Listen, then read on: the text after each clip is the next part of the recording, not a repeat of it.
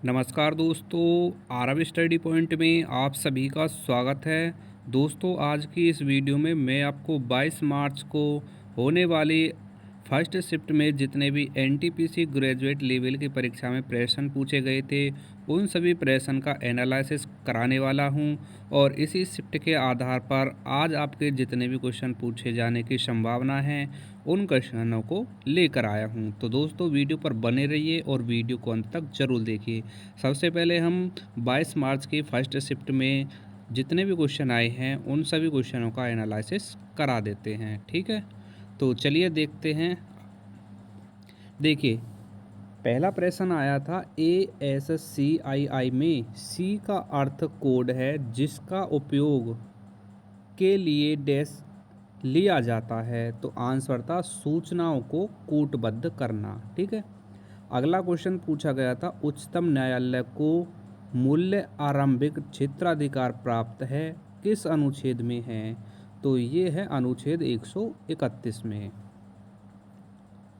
देखिए, अगला जो क्वेश्चन आपकी परीक्षा में पूछा गया था सर्वेंट ऑफ इंडिया सोसाइटी की स्थापना किसने की थी।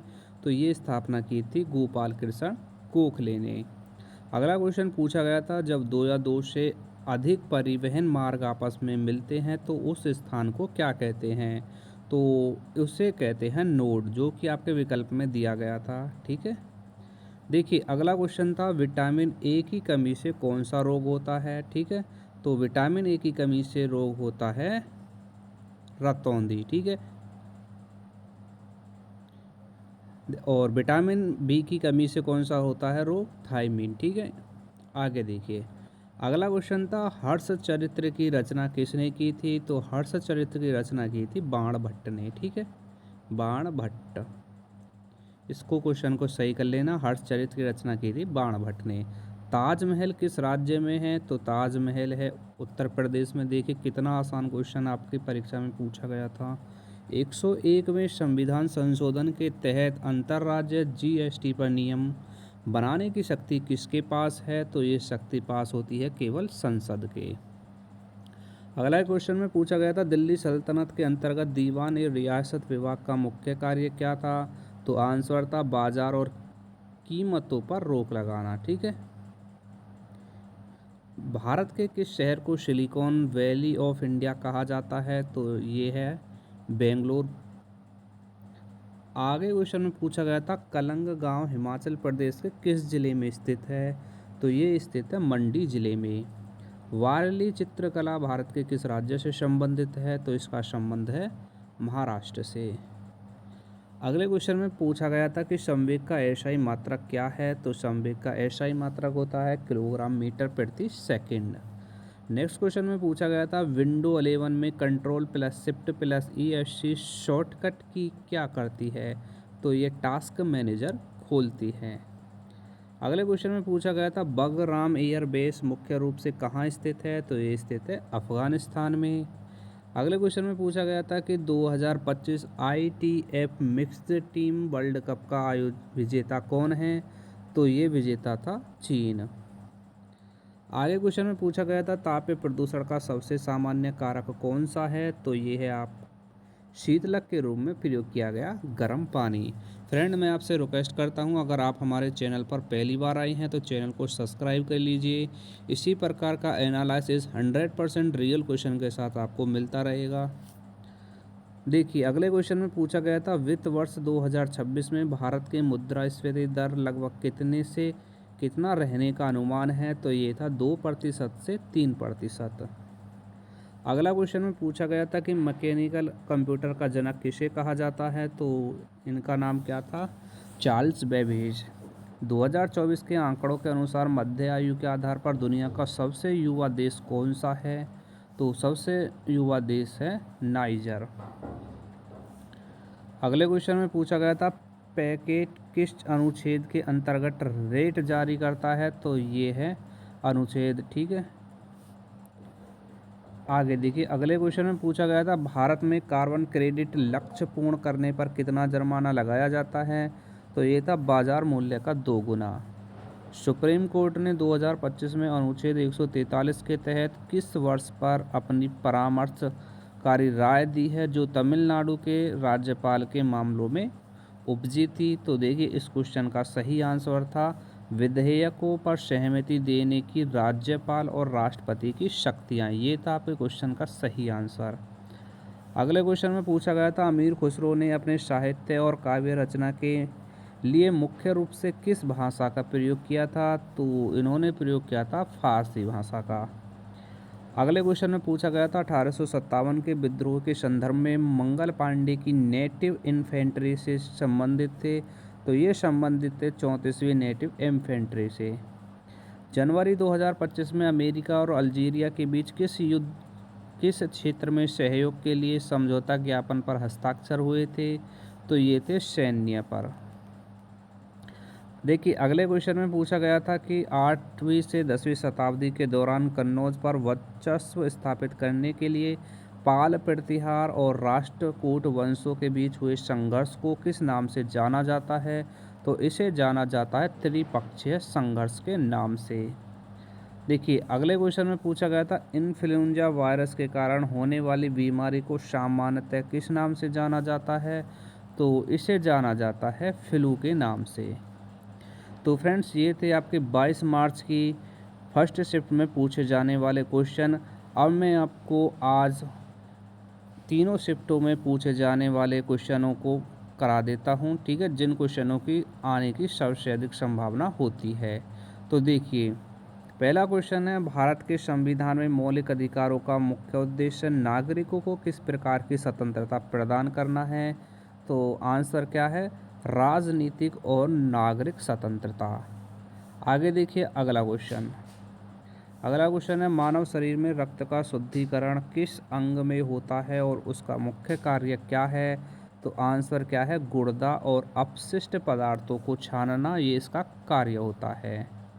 आगे देखिए अगला क्वेश्चन, भारतीय संविधान का निर्माण किस सभा द्वारा किया गया था और इसके स्थायी अध्यक्ष कौन थे? तो स्थायी अध्यक्ष थे इसके डॉक्टर राजेंद्र प्रसाद और संविधान सभा, ठीक है। भारतीय संविधान का निर्माण किस सभा द्वारा किया गया था? संविधान सभा द्वारा। आगे देखिए अगला क्वेश्चन, प्रकाश संश्लेषण की प्रक्रिया में पौधे किस गैस का उपयोग करते हैं और क्या बनाते हैं? तो उपयोग करते हैं कार्बन डाइऑक्साइड गैस का और उपयोग करते हैं ग्लूकोज, ठीक है। नेक्स्ट क्वेश्चन देखिए क्या है, अगला क्वेश्चन है सत्यमेव जयते वाक्य किस उपनिषद से लिया गया है और इसका अर्थ क्या है? तो आंसर है मुंडकोपनिषद और अर्थ है सत्य की ही विजय होती है।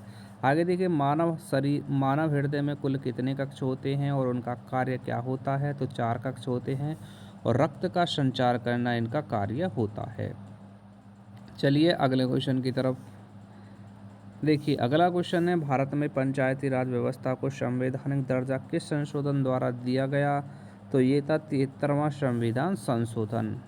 नेक्स्ट क्वेश्चन देखिए ध्वनि तरंगे किस माध्यम में सबसे तेज चलती हैं और क्यों? तो ये चलती हैं ठोस में, क्योंकि कण क्या होते हैं? पास। असहयोग आंदोलन का नेतृत्व किसने किया था और यह कब शुरू हुआ था? तो महात्मा गांधी ने इनका नेतृत्व किया था और 1920 में ये शुरू हुआ था। विद्युत धारा की एसआई इकाई क्या है और इसे कैसे मापा जाता है? तो एसआई इकाई है एम्पियर में और एमीटर से इसे मापा जाता है। आगे देखिए अगला क्वेश्चन, मानव शरीर में हीमोग्लोबिन का मुख्य कार्य क्या होता है? तो हीमोग्लोबिन का मुख्य कार्य होता है ऑक्सीजन का परिवहन। नेक्स्ट क्वेश्चन देखिए क्या है, भारत का सर्वोच्च न्यायालय किस अनुच्छेद के अंतर्गत स्थापित किया जाता है? तो यह है अनुच्छेद 124। आगे क्वेश्चन देखिए बल का एसआई मात्रक क्या है और इसे किस वैज्ञानिक के नाम पर रखा गया है? तो बल का एसआई मात्रक है न्यूटन और आइजैक न्यूटन के नाम पर इसे रखा गया है। भारत में वातपोत्सर्जन क्या है और इसका क्या महत्व है? पौधे में वातपोत्सर्जन का क्या महत्व है? तो देखिए पत्तियों में जल का वाष्प बनकर निकलना और जल संतुलन बनाए रखना, ठीक है। आगे देखिए अगला क्वेश्चन क्या है, दास कैपिटल पुस्तक के लेखक कौन हैं और यह किस विषय से संबंधित है? तो इसके लेखक है कार्ल मार्क्स और अर्थशास्त्र से संबंधित है। नेक्स्ट क्वेश्चन है मानव शरीर में पाचन की प्रक्रिया मुख्य रूप से किस अंग में पूरी होती है? तो ये पूरी होती है छोटी आंत में, ठीक है। आगे देखिए अगला क्वेश्चन, भारत की संसद के दोनों सदनों की संयुक्त बैठक कौन करता है और किसके द्वारा बुलाई जाती है? तो बैठक करता है इसका, देखिए बैठक किसके द्वारा बुलाई जाती है? तो ये बैठक बुलाई जाती है राष्ट्रपति के द्वारा। ठीक है। आगे देखिए अगला क्वेश्चन, ऊष्मा का स्थानांतरण किसके कितने प्रकार का होता है और उनके नाम क्या हैं? तो 3 प्रकार से होता है, चालन, संवहन और विकिरण के द्वारा। डीएनए का पूरा नाम क्या है और यह किसके लिए जिम्मेदार होता है? तो डीऑक्सी राइबो न्यूक्लिक एसिड अम्ल और आनुवांशिक गुण के लिए ये जिम्मेदार है। ठीक है। आगे देखिए अगला क्वेश्चन, अगला क्वेश्चन है, गीतांजलि काव्य संग्रह के रचयिता कौन है और उन्हें कौन सा पुरस्कार मिला है? तो इसके रचयिता हैं रविंद्रनाथ टैगोर और नोबेल पुरस्कार इन्हें मिला है। आगे देखिए अगला क्वेश्चन है, मानव आंख में प्रकाश को नियंत्रित करने वाला भाग कौन सा है? तो ये होता है पुतली।